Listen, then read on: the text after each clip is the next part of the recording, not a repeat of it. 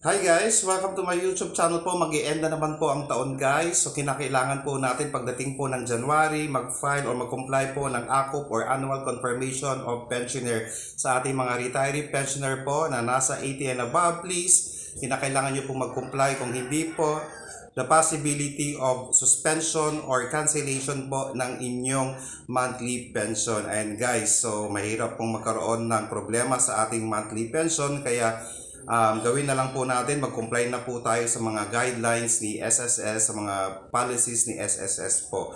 Okay, sa mga surviving spouse po, tingnan mabuti po kung anong date po ang birth month po ng deceased member po, katulad din po sa dependents pensioner po, i-check nyo pong mabuti kung ano pong araw ang birth month po ng inyong mga deceased SSS member po natin para hindi po tayo magka-problema sa ating mga pension. Ayan guys, so kinakailangan po natin itong gawin para hindi po masuspend, ma-cancel po or mag-stop po ang ating pension. Kasi nga po pag ito po ay nag-stop, 2 months po after po kayo mag-comply, saka po babalik po ang inyong pension.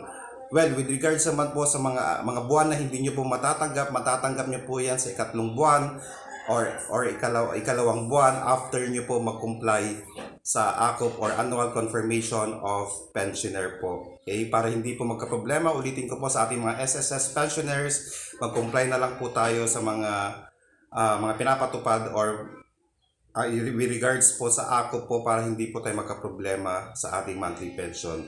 Maraming salamat po and stay safe. Bye-bye!